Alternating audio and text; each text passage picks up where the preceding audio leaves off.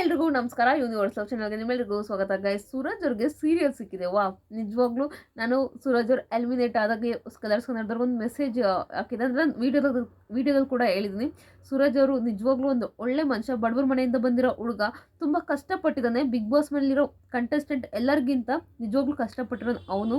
ಅಂದರೆ ಬಡವ್ರ ಮನೆ ಹುಡುಗ, ಬಟ್ ಅವನ ಥರ ಕಾಣಿಸ್ಕೊಂಡಿಲ್ಲ ಯಾವತ್ತು. ಶ್ರೀಮಂತರ ಥರನೇ ಇದ್ದ ಅವರು. ಶ್ರೀಮಂತರ ಥರನೇ ಈಗ ಬೆಳೀತಾ ಹೋಗ್ಲಿ ಅಂತಲೇ ಬೇಡ್ಕೊಳ್ತೀನಿ. ಏನಕ್ಕಂದರೆ ಸೂರಜ್ ಅವ್ರಿಗಿಲ್ಲ ಅಂತ ಅಂದ್ಕೊಂಡೆ. ಸೂರಜ್ ಅವ್ರನ್ನ ಕಲರ್ಸ್ ಕನ್ನಡದವ್ರು ಬೇರೆಯವ್ರಿಗೆ ಬಿಟ್ಕೊಡಲ್ಲ ಅಂತ. ಯಾಕಂದರೆ ಅಷ್ಟು ಹ್ಯಾಂಡ್ಸಮ್ ಆಗಿರೋ ಹುಡುಗನ ಹೇಗೆ ಬಿಟ್ಕೊಡ್ತಾರೆ ಬೇರೆ ಚಾನಲ್ದವ್ರಿಗೆ? ಈಗ ಇವರು ಇಲ್ಲಿ ಅಗ್ರಿಮೆಂಟ್ ಆಗಿಬಿಟ್ಟಿರುತ್ತೆ. ಅಂದರೆ ಇಲ್ಲಿ ಬಿಗ್ ಬಾಸಿಂದ ಹೋದ್ಮೇಲೂ ಇಷ್ಟು ತಿಂಗಳು ನೀವು ಈಗ ಕೆಲಸ ಮಾಡೋ ಹೋಗಿಲ್ಲ ಅಂತ, ಬೇರೆ ಕಡೆ ಯಾವುದೇ ಚಾನಲಲ್ಲಾಗಲಿ ಅಥವಾ ಬೇರೆ ಕಡೆಯಲ್ಲೂ ಕೆಲಸ ಮಾಡಬಾರ್ದು ಅಂತ ಇರುತ್ತೆ. ಬಟ್ ಭವ್ಯಂದು ಇದೇ ಪ್ರಾಬ್ಲಮ್ ಆಗಿದ್ದು. ಅವಳು ಇಲ್ಲಿ ಅಗ್ರಿಮೆಂಟ್ ಮುರಿದು ಬೇರೆ ಕಡೆ ಹೊರ್ಟೋಗಿದ್ಲು, ಜಿ ಕನ್ನಡಕ್ಕೆ ಕೆಲಸ ಮಾಡ್ತಿದ್ಲು. ಸೊ ಹಾಗಾಗಿ ಅದು ಸ್ವಲ್ಪ ಇಶ್ಯೂ ಕೂಡ ಆಯಿತು ಹೋದ ಸೀಸನಲ್ಲಿ. ಈಗ ಇವ್ರನ್ನ ಸೀರಿಯಲ್ ಈಗ ಹೆಂಗಿದ್ರು ಬಿಗ್ ಬಾಸ್ ಮುಗೀತಲ್ಲ, ಸೀರಿಯಲ್ ಯಾರನ್ನಾರ ಕರ್ಕೋಬೇಕಂತ ಫಿಕ್ಸ್ ಆಗಿದ್ರು. ಸೊ ಒಂದು ಹ್ಯಾಂಡ್ಸಮ್ ಹುಡುಗ ಸಿಕ್ತ. ಯಾರೋ ಯಾಕೆ ನಮ್ಮ ಹುಡುಗನೇ ಇದ್ದಾನೆ ಅಂದ್ಬಿಟ್ಟು ಕಲರ್ಸ್ ಕನ್ನಡದವ್ರು ಹಾಕೊಂಡಿದ್ದಾರೆ. ನಿಜವಾಗ್ಲೂ ಒಳ್ಳೇದಾಗಲಿ ಅಂತಲೇ ಬೇಡ್ಕೊಳ್ತೀನಿ ಸೂರಜ್ ಅವ್ರಿಗೆ. ತುಂಬ ಹ್ಯಾಂಡ್ಸಮ್ ಹುಡುಗ. ಈಗ ಒಂದೊಳ್ಳೆ ಸ್ಟೇಜ್ ಸಿಕ್ಕಿದೆ, ಅದನ್ನು ನೀಟಾಗಿ ಉಪಯೋಗಿಸ್ಕೊಂಡ್ರೆ ನಿಜವಾಗ್ಲೂ ಸೂರಜ್ ಎಲ್ಲೋ ಹೋಗ್ತಾರೆ. ಸ್ವಲ್ಪ ಜನ ಏನು ಗೊತ್ತಾ, ಸ್ವಲ್ಪ ಬೆಳಿತಿದ್ದೀವಿ ಅಂತ ಅಂತಿದ್ದಂಗೆ ಸ್ವಲ್ಪ ದೌಲತ್ತು ದುರಾಂಕಾರ ಎಲ್ಲ ತೋರ್ಸೋಕ್ಕೆ ಸ್ಟಾರ್ಟ್ ಮಾಡ್ತಾರೆ. ಅದಿಲ್ಲ ಅಂದರೆ ಸೂರಜ್ ಬೇರೆ ಲೆವೆಲ್ಗೆ ಬೆಳೀತಾನೆ. ಅದು ಬರಲ್ಲ ಅಂತ ಅಂದ್ಕೊಳ್ತೀನಿ. ಅವ್ನು ಎಷ್ಟೇ ಎತ್ತರಕ್ಕೆ ಬಂದ್ರೂ ಅದು ದೌಲತ್ತು ದುರಾಂಕಾರ ಬರಲ್ಲ ಅಂದ್ಕೊಳ್ತೀನಿ. ಅದೆಂತ ಗಿಲ್ಲಿ ಎಂತ ಪಳರ್ ಅಂದರೆ, ಸೂರಜ್ ಎಂಟ್ರಿ ಕೊಡ್ತಿದ್ದಂಗೆ ಹೇಳ್ಬಿಟ್ಟ, ಏನು ಗೆಳೆಯ ಅಂತ ತಪ್ಕೊಂಡು ಏನು ಸೀರಿಯಲ್ ಮಾಡ್ತಿದ್ಯಾ ಅಂತ ಕೇಳ್ಬಿಟ್ಟ. ಸೊ ತಲೆ ಚೆನ್ನಾಗಿ ಓಡಿಸ್ತಾನೆ ಗಿಲ್ಲಿ. ಈಗ ಸೀರಿಯಲ್ ಬಗ್ಗೆ ಬರೋಣ. ನನಗೆ ಸೀರಿಯಲ್ ನೋಡ್ತಾ ಇದ್ದರೆ ನಿಮಗೆ ಅರಗಿಣಿ ಸೀರಿಯಲ್ ಸ್ಟಾರ್ ಸುವರ್ಣದಲ್ಲಿ ಯಾರ್ಯಾರು 90 ಕಿಡ್ಸ್ ನೋಡಿದಾರೋ ಗೊತ್ತಿಲ್ಲ. One of the best serial, ನನ್ನ ಫೇವ್ರೇಟ್ ಸೀರಿಯಲ್. ನಾವು ಬೇರೆಯವ್ರ ಮನೆಗೆ ಹೋಗ್ತಾ ಇದ್ವಿ ಅರಗಿಣಿ ಸೀರಿಯಲ್ ನೋಡೋದಕ್ಕೆ. ನಾನು ಎಷ್ಟೋ ಸಲ ನಮ್ಮ ಅಪ್ಪ ಅಮ್ಮನ ಕೈಲಿ ಓಡಿಸ್ಕೊಬಿಟ್ಟಿದ್ದೀನಿ. ಏನಕ್ಕೆ ಹೋಗ್ತೀಯಾ, ಎಷ್ಟೊತ್ತಾದರೂ ಬರ್ತಿರಲಿಲ್ಲ ಸೀರಿಯಲ್ ಮುಗಿಯೋವರೆಗೂ. ಅಷ್ಟು ಚೆನ್ನಾಗಿ ಇತ್ತು ಆ ಸೀರಿಯಲ್ ಕೂಡ. ಒಂಥರ ಅವರ ಅಮ್ಮ, ಸಿದ್ದೂರ ಅಮ್ಮ ಪಾರ್ಟ್ ಮಾಡಿದ್ರಲ್ಲ ಪುಷ್ಪ ಅವರು, ಅವರಂತೂ ಅಮೇಝಿಂಗಾಗಿ ಮಾಡಿದರು ಇದನ್ನು. ಇಂಗ್ಲೀಷ್ ಮಾತಾಡೋದಾಗಿರ್ಬೋದು, ಅವ್ರದ್ದು ಖುಷಿ ಪಾತ್ರ ಇರ್ಬೋದು, ಅಥವಾ ಸಿದ್ಧಾರ್ಥ್ ಪಾತ್ರ ಇರ್ಬೋದು, ಸಿಡುಕ್ಮುತಿ ಸಿದ್ದಪ್ಪ, ಅದೆಲ್ಲ ಒಂಥರ ಸಖತ್ತಾಗಿತ್ತು. ಬಟ್ ಅದೇ ಥರ ಈ ಸೀರಿಯಲ್ಲು ಬರುತ್ತೆ ಅಂತ ನಾನು ಅಂದ್ಕೊಳ್ತಿದ್ದೀನಿ. ಸ್ವಲ್ಪ ಕ್ಯಾರೆಕ್ಟರ್ಸ್ ಎಲ್ಲ ಅದೇ ಥರ ಇದೆ. ಸ್ವಲ್ಪ ಹೆಂಗೆ ಗೊತ್ತಾ, ಒಂದೇ ಸೀರಿಯಲ್ ಥರ ಅವ್ರ ಥರ ಮಾಡಿದ್ರೆ ರೀಮೇಕ್ ಆದರೆ ಸ್ವಲ್ಪ ಅವರೆಲ್ಲ ಇದು ಮಾಡೋ ಥರ ಇರುತ್ತೆ.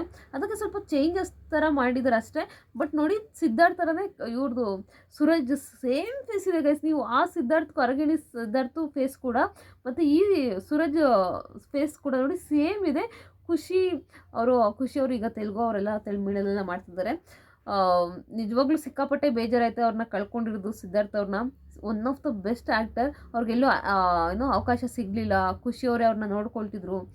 ಅದೆಲ್ಲ ಒಂದು ಸ್ವಲ್ಪ ಅವರಲ್ಲೇ ಮಿಸ್ಅಂಡರ್ಸ್ಟ್ಯಾಂಡಿಂಗ್ ಆಗಿ ಸ್ವಲ್ಪ ಆ ಥರ ಮಾಡ್ಕೊಂಡ್ಬಿಟ್ಟಿದ್ದಾರೆ. ಅವ್ರ ಆತ್ಮಕ್ಕೆ ಶಾಂತಿ ಸಿಗಲಿ, ಚೆನ್ನಾಗಿ ಖುಷಿಯವರು ಚೆನ್ನಾಗಿರಲಿ ಎಲ್ಲೇ ಇದ್ರೂ. ಈಗ ಅವ್ರು ಬೇರೆ ಕಡೆ ಕೆಲಸ ಮಾಡ್ತಿದ್ದಾರೆ ಅಂದಾಗ ನಾವು ಡೌಟ್ ಪಡೋದು ತಪ್ಪಾಗುತ್ತೆ. ಏನೂ ಮಾತಾಡೋಕ್ಕಾಗೋದಿಲ್ಲ. One of the best actor, ನನ್ನ ಫೇವ್ರೇಟ್. ಆಗಿನ ಕಾಲದ ಅಂದರೆ ಆವಾಗೆಲ್ಲ ನೋಡ್ತಿದ್ರಲ್ಲ, ಅವ್ರಿಗೆಲ್ಲ ಕ್ರಶ್ ಅಂದರೆ ಸಿದ್ಧಾರ್ಥ್ ಅಂತಲೇ ಹೇಳ್ತಿದ್ರು, ಸಿದ್ದು ಅಂತಲೇ ಹೇಳ್ತಿದ್ರು. ಅಷ್ಟು ಫೇವ್ರೇಟ್ ಸಿಡುಕ್ಮುತಿ ಸಿದ್ದಪ್ಪ. ಖುಷಿ ಆ್ಯಕ್ಟಿಂಗ್ ಅಂತೂ ಅಮೇಝಿಂಗ್. ಅವ್ರು ಯಾವಾಗಲೂ ಹಿಂಗೆ ಉರ ಅನ್ನೋದು, ಅಂದರೆ ಯಾವಾಗಲೂ ಮುಖ ಸಿಡುಗಿಸ್ಕೊಂಡಿರೋದು ಸಿದ್ಧಾರ್ಥ್. ಅದೊಂಥರ ಚೆನ್ನಾಗಿತ್ತು. ಅದೇ ಥರ ಇದು ಬರ್ತಿದೆ ನೋಡಿ, ಆಫೀಸ್ ಥರನೇ. ಸೂರಜ್ ಇವಳು ಸ್ವಲ್ಪ ಲೇಟಾಗಿ ಹೋಗಂತೆ, ಅವ್ರ ತಮ್ಮ ಇವಳು ಲವರ್ ಅಂತೆ. ಇದೆಲ್ಲ ಎಲ್ಲೋ ಒಂದು ಕಡೆ ಕನೆಕ್ಟ್ ಆಗ್ತದೆ ಅಂತ ನನಗೆ ಅನ್ನಿಸ್ತದೆ. ನೋಡೋಣ, ಫುಲ್ ಸೀರಿಯಲ್ ನೋಡಿದ್ಮೇಲೆ ಗೊತ್ತಾಗುತ್ತೆ. ಎಲ್ಲೋ ಆ ಟ್ರ್ಯಾಕಿಗೆ ತಗೊಂಡೋಗ್ತಿದ್ದಾರೆ. ಆ ಟ್ರ್ಯಾಕಿಗೆ ಅಂದರೆ ಆ ಸೀರಿಯಲ್ ಟ್ರ್ಯಾಕ್ ಥರನೇ ಇದು ಹೋದರೆ one of the best serial ಆಗುತ್ತೆ, ಅದರಲ್ಲಿ ಡೌಟೇ ಬೇಡ. ತುಂಬ ಜನ ಆಲ್ರೆಡಿ ಸೂರಜ್ ಬಗ್ಗೆ ನೆಗೆಟಿವ್ ಮಾತಾಡೋಕ್ಕೆ ಸ್ಟಾರ್ಟ್ ಮಾಡಿಬಿಟ್ಟಿದ್ದಾರೆ. ಇವ್ನಿಗೆ ಆ್ಯಕ್ಟಿಂಗೇ ಬರಲ್ಲ. ನಮ್ಮ ಜನಗಳು ಏನಾರ ಒಬ್ಬರು ಮಾಡ್ತಿದ್ದಾರೆ ಅಂದರೆ ಎಲ್ಲರೂ ಒಂಚೂರು ಕಪ್ಪು ಚುಕ್ಕೆ ಥರ ಮಾತಾಡೋಕ್ಕೆ ಸ್ಟಾರ್ಟ್ ಮಾಡಿಬಿಡ್ತಾರೆ. ಎಲ್ಲರೂ ಒಂಚೂರು ನೆಗೆಟಿವ್ ಮಾಡಬೇಕು ಅವ್ರನ್ನ ಅನ್ನೋ ಥರ ಕಾಯ್ತಿರ್ತಾರೆ. ದಯವಿಟ್ಟು ಆ ಥರ ಮಾಡೋಕ್ಕೆ ಹೋಗ್ಬಿಡಿ. ಏನು ಈಗೆಲ್ಲ ಆ್ಯಕ್ಟಿಂಗ್ ಫೀಲ್ಡ್ ಬರೋರೆಲ್ಲ ಆ್ಯಕ್ಟಿಂಗ್ ಕಲ್ತ್ಕೊಂಡೇ ಬಂದುಬಿಡೋದಿಲ್ಲ. ಆ್ಯಕ್ಚುಲಿ ನೋಡಿ, ಯಾರೋ ಆ್ಯಕ್ಟಿಂಗ್ ಕಲ್ತಿರೋದು ಅವರೇ ಸಖತ್ತಾಗಿ ಮಾಡೋದು ಆ್ಯಕ್ಟಿಂಗು. ಸೂರಜ್ ನಿಜವಾಗ್ಲೂ ಸಖತ್ತಾಗಿ ಮಾಡ್ತಾರೆ ಅಂತ ಅಂದ್ಕೊಳ್ತೀನಿ. ನನ್ನ ಪ್ರಕಾರ ಈ ಅರಗಿಣಿ ಸೀರಿಯಲ್ ಥರನೇ ಸ್ವಲ್ಪ ತಗೊಂಡೋದ್ರೆ ನಿಜವಾಗ್ಲೂ ಈಗಿನ ಜನ್ರೇಷನ್ನು ಹಾಗೆಲ್ಲ ನೋಡಿಲ್ಲ ಅನಿಸುತ್ತೆ ಆ ಸೀರಿಯಲ್ ನೋಡೋ ಥರ ಇರುತ್ತೆ. ಒಂಥರ ಚೆನ್ನಾಗಿರುತ್ತೆ. ಅಂದರೆ ಸಿದ್ಧಾರ್ಥ್ ಅವ್ರ ಅಮ್ಮನ ಪಾರ್ಟು ಕೂಡ ಅದೇ ಥರ ಇದ್ದರೆ, ಪುಷ್ಪ ಅವ್ರ ಥರನೇ ಇದ್ದರೆ ಚೆನ್ನಾಗಿರುತ್ತೆ ಅಂತ ನನಗನ್ಸುತ್ತೆ. ಅವ್ರ ಇಂಗ್ಲೀಷ್ ಅಂತೂ ಅವಾಗ ಸಿಕ್ಕಾಪಟ್ಟೆ ಅದು ಇಟ್ಟು ಅವ್ರ ಅಮ್ಮ ಆಗ ಅದೊಂಥರ ಅದಕ್ಕೆ ಬೇರೆ ಫ್ಯಾನ್ ಬೇಸೇ ಇದೆ ಆ ಇಂಗ್ಲೀಷ್ಗೆ. ಒಂಥರ ಚೆನ್ನಾಗಿದೆ. ನಿಮಗೆ ಅರಗಿಣಿ ಸೀರಿಯಲ್ ಇಷ್ಟನಾ? ಅದೇ ಆ ಸೀರಿಯಲ್ ಥರನೇ ಈ ಸೀರಿಯಲ್ ಹೋದ್ರೆ ಚೆನ್ನಾಗಿರುತ್ತಾ ಅಂತ ದಯವಿಟ್ಟು ಕಮೆಂಟ್ ಬಾಕ್ಸಲ್ಲಿ ಕಮೆಂಟ್ ಮಾಡಿ. ಸೂರಜ್‌ನ ಈ ಪವಿತ್ರ ಬಂಧನ ಸೀರಿಯಲಲ್ಲಿ ನೋಡಿ ನಿಮ್ಗೆ ಹೇಗೆ ಅನ್ನಿಸ್ತು ಅಂತ ಕೂಡ ಕಮೆಂಟ್ ಬಾಕ್ಸಲ್ಲಿ ಕಮೆಂಟ್ ಮಾಡಿ. ಈ ಸೀರಿಯಲ್ ಸ್ಟೋರಿ ಏನಂದರೆ ತಮ್ಮ ಪವಿತ್ರನ ಲವ್ ಮಾಡ್ತಿರ್ತಾನೆ. ಪವಿತ್ರ ಅವ್ರ ಅಣ್ಣನ ಆಫೀಸಲ್ಲಿ ಕೆಲಸ ಮಾಡ್ತಿರ್ತಾಳೆ. ಸೊ ಅವರಿಬ್ರಿಗೂ ಆಗ್ತಿರೋದಿಲ್ಲ.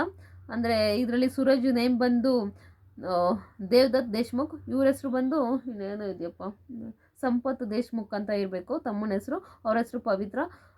ಒಟ್ಟಿನಲ್ಲಿ ಇಲ್ಲಿ ಸೂರಜ್ ಮತ್ತು ಪವಿತ್ರ ಅವ್ರು ಇಬ್ರಿಗೂ ಕೂಡ ಇಲ್ಲಿ ಮದುವೆ ಆಗುತ್ತೆ. ಬಟ್ ಲವ್ ಮಾಡ್ತಿದ್ದು ಸಂಪತ್ನ, ಮದುವೆ ಆಗೋದು ದೇವದತ್ನ. ಸೊ ನೋಡೋಣ, ನಾನು ಯಾವತ್ತೂ ನಿಮ್ಮನ್ನ ಗಂಡ ಅಂತ ಒಪ್ಕೊಳ್ಳೋದ ಅಂತ ಹೇಳ್ಬಿಟ್ಟಿದ್ರು ಪವಿತ್ರ ಅವರು ಸೂರಜ್ ಅವ್ರಿಗೆ. ನೋಡೋಣ ಈ ಸೀರಿಯಲ್ ಯಾವ ರೀತಿ ಹೋಗುತ್ತೆ, ಏನು ಕತೆ. ಅಫ್ಕೋರ್ಸ್ ಎಲ್ಲ ಸೀರಿಯಲ್ ಒಂದೇ ರೀತಿ ಹೇಳ್ತಾರೆ, ಗೊತ್ತಲ್ಲ, ಮೊದಲು ಆಗಲ್ಲ, ಆಮೇಲೆ ಹೇಳ್ಕೊಂಡು ಹೋಗ್ತಾರೆ ಎಲ್ಲ ಜೊತೆಯಾಗಿ. ಈ ಥರ ಎಲ್ಲ ಸೀರಿಯಲ್ಲು ಆಗೋಕ್ಕೆ ಕಾಮನ್ನು. ನೋಡೋಣ ಯಾವ ಥರ ಹೋಗುತ್ತೆ, ಏನು ಕತೆ. ನಿಮಗೆ ಸೂರಜ್ ಇದರಲ್ಲಿ ಏನಂತಾರೆ, ಹುಡುಗಿನ ಇವರು ಸೂಟ ಆಗ್ತಾರಾ ಅಥವಾ ಬೇರೆ ಯಾರನ್ನಾದರೂ ಹಾಕ್ಬೇಕಾ? ಅಕಸ್ಮಾತ್ ಹಾಕೋದಾದರೆ ಬಿಗ್ ಬಾಸ್ ಕಂಟೆಸ್ಟೆಂಟ್ಗಳಲ್ಲಿ ಯಾರನ್ನ ಹಾಕ್ಬೋದು? ಸೂರಜ್ ಈ ಪವಿತ್ರ ಬಂಧನ ಸೀರಿಯಲ್ ಇದೆಯಲ್ಲ, ಹೀರೋಯಿನ್ನ ಯಾರನ್ನ ಹಾಕ್ಬೋದು ಅಂತ ದಯವಿಟ್ಟು ಕಮೆಂಟ್ ಬಾಕ್ಸಲ್ಲಿ ಕಮೆಂಟ್ ಮಾಡಿ.